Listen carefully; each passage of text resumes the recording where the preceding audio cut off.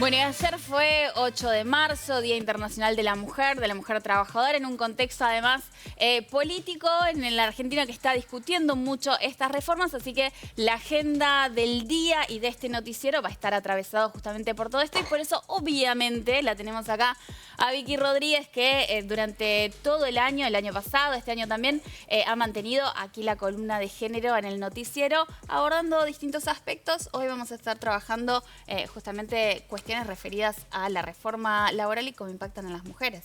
Hola Gaby, ¿cómo estás? Bien. Y sí, bueno, 8 de marzo es el Día de la Mujer Trabajadora, resignificado en Día de las Mujeres y las Disidencias Trabajadoras, y es central poder poner el tema del trabajo en el centro porque desde ahí es de donde también se construyen las diferencias que hay entre varones y mujeres y las posibilidades que tenemos los varones y las mujeres para acceder a un trabajo pago, para tener condiciones mejores, para repartir las tareas de cuidado dentro del hogar y también para acceder a mejores puestos laborales y aumentos de sueldo fundamentalmente, ¿no? Bueno, muy importante dar esta discusión. Parte de los discursos que vamos a escuchar hoy a la tarde cuando se realicen las marchas en todo el país, en la provincia de Santa Fe también tienen que ver con este eje temático y hay cifras concretas y hay números concretos porque a veces lo planteamos, decimos, bueno, es muy desigual las condiciones de trabajo, es muy desigual el salario, pero ¿cuán desigual es?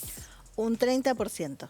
Así de desigual es el salario entre varones y mujeres en la Argentina. Esto está medido por CELS el año pasado. Y cuando hablamos de esto decimos, bueno, la brecha salarial que hay entre varones y mujeres. Y para mí acá es importante como tener en cuenta dos cosas. Una es cómo efectivamente se mide esta brecha salarial, que ahora va a contar la entrevistada, pero también qué pasa cuando dos personas, un varón y una mujer, están en igualdad de condiciones en el trabajo, que realmente después en la diaria la carga laboral es diferente, las expectativas de la empresa, de los jefes, suele ser diferente para varones y para mujeres y eso también impacta en las posibilidades, sobre todo de ascenso que tienen las mujeres. Hablábamos con Carolina Villanueva, que ella es presidenta y fundadora de Grow, Género y Trabajo. Una consultora que viene trabajando justamente con todos estos datos. Sí, tal cual, que viene haciendo un seguimiento además de cómo esta brecha va cambiando y también qué está pasando hacia adentro de las empresas, hacia adentro de los trabajos registrados. Una de las cosas que hablábamos más allá de esto de la brecha, es decir, bueno, ¿cuáles son las condiciones para que un varón ascienda y una mujer ascienda? A ver. En el caso de los varones, es sobre qué puede llegar a aportar eventualmente si ocupa ese cargo. En el caso de las mujeres, primero tienen que probar que pueden hacer esas tareas y después viene el ascenso. Esto habla también de la desigualdad que hay dentro del trabajo, porque mientras vos estás en un puesto laboral y querés ascender a otro, tenés que empezar a hacer las acciones de ese otro trabajo sin que te las paguen para poder acceder finalmente a ese ascenso. Que lo pueden hacer antes de tener el ascenso. Claro. Y en los varones generalmente lo que está medido es que hay como una mayor expectativa, de decir, bueno, te contratamos porque creemos que lo vas a poder hacer, no porque ya demostraste que lo hiciste. Una expectativa positiva. Bueno, hablaste de esto con Carolina Villanueva, presidenta de Grow, Género y Trabajo. ¿La escuchamos? Sí. Lo primero que hay que hacer es explicar cómo se mide la brecha salarial en Argentina, ¿sí? Para entender de dónde viene ese número y qué es lo que implica, porque a veces está la idea de que ese número lo que te está diciendo es que a mismo trabajo, misma jerarquía, a las mujeres se les paga el 30% menos en promedio en Argentina y eso no es lo que sucede. O sea, como se mide en Argentina la brecha salarial es el promedio de los ingresos de un grupo sobre el otro. Y en realidad que haya un 30% de diferencia, lo que te está marcando es grandes cuestiones de la macroeconomía, o sea, tendencias estructurales del mercado laboral argentino. El primero y principal es que las mujeres están concentradas en áreas de menores ingresos y menos dinámicas de la economía, entonces perciben menos ingresos y además que las mujeres trabajan menos horas. Entonces, lo que se junta es la mayor dedicación de las mujeres a las tareas de cuidado les quita tiempo para estar en el mercado productivo y además quienes trabajan en tareas e industrias de menor remuneración. O incluso ni siquiera industrias, a veces dentro de la misma industria que los varones, en general están en las áreas de menor remuneración porque no están totalmente vinculadas al negocio o al operativo, ¿sí? Sino que están en áreas más de apoyo. Eso, a grandes rasgos, es lo que hace que se genere esta brecha o esta diferencia entre hombres y mujeres, que siempre en un promedio fue el 25% y hoy está aumentando. Nosotros lo que medimos es, bueno, primero el techo de cristal, ¿no? Que es el primer punto importante, es en todas las industrias de la Argentina y de América Latina incluso donde hay equidad en términos de dotación, ¿no? Porque vos no podés decir que hay techo de cristal en la construcción, no hay mujeres, o sea, si son el 5% no es que se les discrimina cuando llegas a la cima, no hay mujeres de donde agarrarnos. Pero si vos vas a un sector financiero o a la política, que es el sector público, o a los servicios o a la educación, donde las mujeres son mínimamente la mitad o incluso la mayoría, en todos los casos se ve el techo de cristales. Las mujeres desaparecen mientras uno aumenta y llega a puestos más jerárquicos. Y ahí la pregunta es, bueno, ¿con qué tiene que ver? Entonces, sin duda, hay sesgos vinculados a quienes lideran y toman mejores decisiones. Entonces, todavía muchos modelos de liderazgo están atados y vinculados a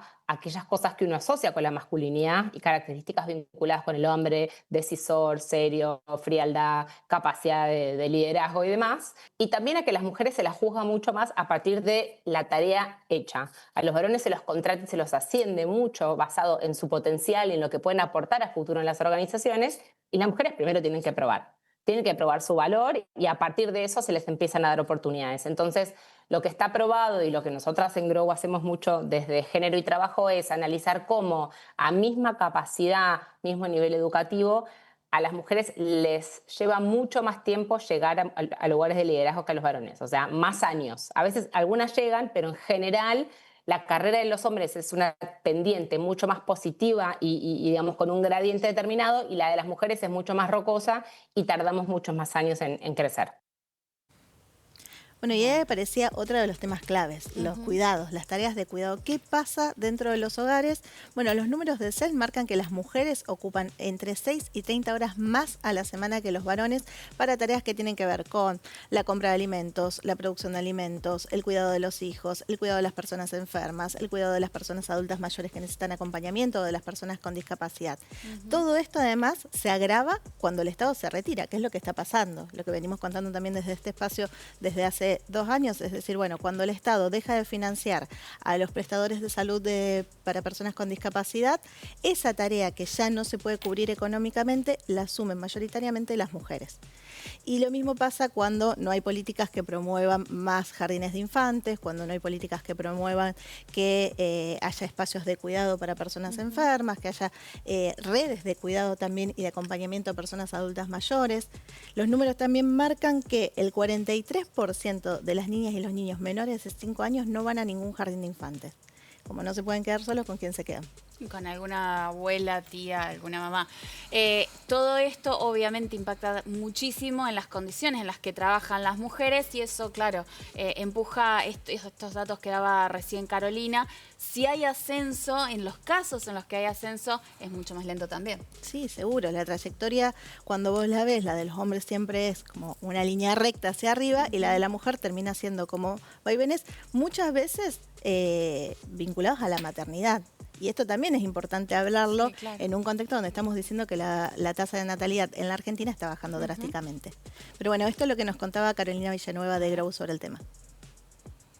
Las encuestas de uso del tiempo que lo que dicen es en un día promedio en Argentina quienes dedican más tiempo al cuidado, claramente muestran lo que se muestra siempre. Las mujeres dedicamos más del doble del tiempo que los varones a cuidar en cualquier día promedio en Argentina. Ahora, frente a un déficit cada vez más grande de asistencia por parte del Estado para cuidar, por ejemplo, qué es lo que está pasando hoy con la Agencia Nacional de Discapacidad, qué está pasando con el apoyo a todos los prestadores de servicio para personas con discapacidad. El corrimiento del Estado de esas obligaciones hace que recaigan las familias. Y dentro de las familias, ¿en quién recae?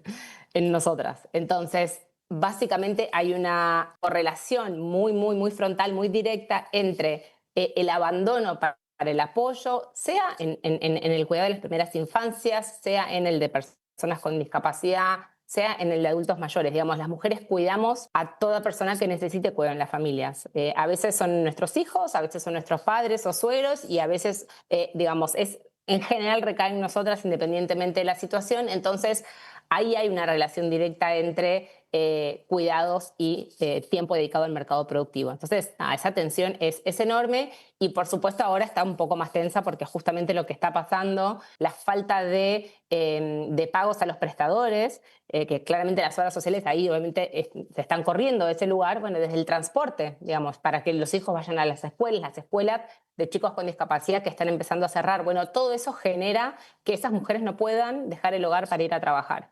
Entonces, sin duda, la tasa activa de las mujeres sufre muchísimo frente al déficit. Los estados se están preocupando por qué pasa que no hay tasa de natalidad en Argentina. Bueno, si quieren que deje de caer la tasa de natalidad y que la fertilidad aumente, sin duda necesitamos estados más presentes y que nos ayuden a cuidar, porque básicamente nuestro tiempo es la variable de ajuste para cuidar y tener hijos. Bueno, y ahí lo decía, hablaba también de esto, del rol del Estado. Estamos en un contexto muy particular. La semana pasada se promulgó una ley de reforma laboral. Ya está vigente para las relaciones laborales a futuro, pero para las actuales también, las que están activas.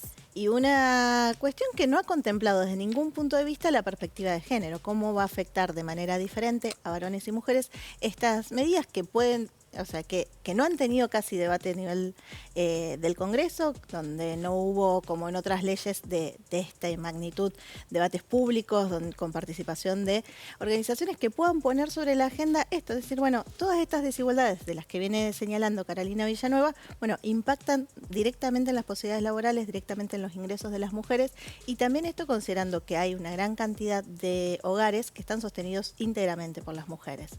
Entonces, estamos hablando que según el CELS a nivel nacional, el 42% de los hogares dice que está peor que antes. Bueno, esto impacta directamente.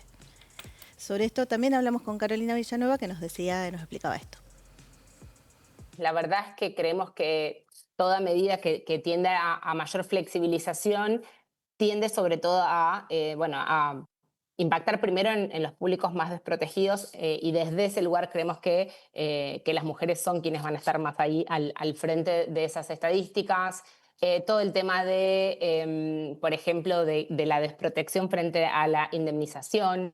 En general, las mujeres solemos ser quienes primero nos caemos del mercado de trabajo frente a situaciones de crisis y contextos, ¿sí?